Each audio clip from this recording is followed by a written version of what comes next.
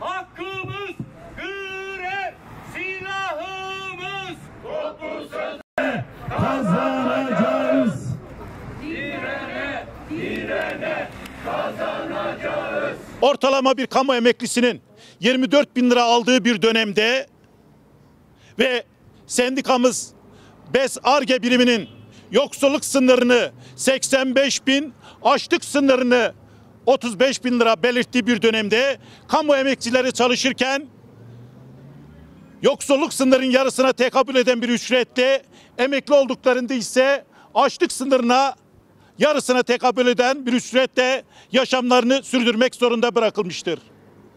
Bu sistemi burada bir kez daha kınadığımızı ifade etmek istiyorum. Açlık, sefalet, işte AKP. Açlık, sefalet, işte AKP. Açlık, sefalet, işte AKP. Değerli basın emekçileri, değerli yol ve mücadele arkadaşlarım, biz kamu çalışanların aslında emeklilik hakkı da gasp edilmiştir. Nasıl ki gasp edilmiş onu belirtmek istiyoruz. Ücretlerimizi oluşturan ek ve yan ödemeler temel ücrete dahil edilmiyor. Temel ücrete dahil edilmeden dolayısıyla kamu çalışanı çalışıyor iken aldığı maaşın yarısına tekabül eden bir ücretle arkadaşlarımız emekli olduklarında yaşamlarını sürdürmek zorunda kalıyor. Kamuda kadrolu personel alımı tamamen durmuş durumda. Artık kamuda sadece sözleşmeli istihdam yok sevgili arkadaşlar. Kamuda güvencesiz, taşerona bağlı, sözleşmeli personel çalıştırılmaktadır.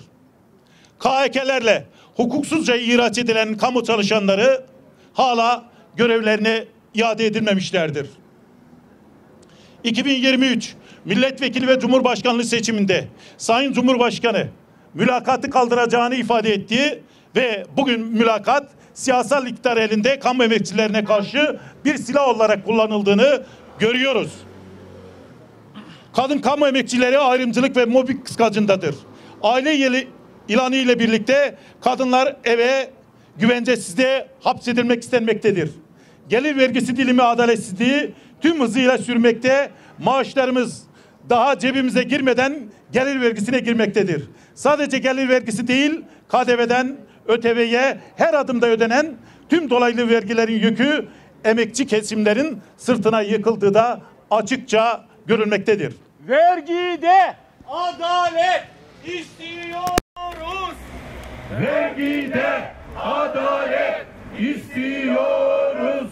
Bu kez de iktidarın himayesinden, halktan, emekten, hakikatten kopmuş, yandaş sendikalarla kapalı kapılar ardında sürdürülen göstermelik müzakerelerle milyonlarca kamu emekçisinin alın teri hiç edilmekte veya çalınmak istenmektedir. Biz buna asla müsaade etmeyeceğiz. Ancak bilinmelidir ki artık mızrak çuvala sığmıyor. KESK olarak masa başı satış protokollerini mutabakat kisvesi altında pazarlanan sefalet sözleşmelerini dün tanımadığımız gibi bundan sonra da tanımayacağımızı belirtmek isteriz. Yandaş değil, gerçek sendika. Yandaş değil, gerçek sendika. Gerçek sendika bu süre zarfında ne yapacak? Emekçilerle birlikte sokakta, iş yerinde, meydanlarda gerçek ve onurlu bir toplu sözleşme mücadelesini öreceğimizi burada belirtmek isterim. Bunun için ilk adım olarak bu haftadan itibaren tüm iş kollarımızın üyelerin çalıştığı bakanlıklar yönünde grev hakkı ile tamamlanmış gerçek bir toplu sözleşme taleplerini, iş kolu taleplerini açıklayacak. Tüm yurtta merkezi iş yerlerinde toplu sözleşme masalarını kuracağız.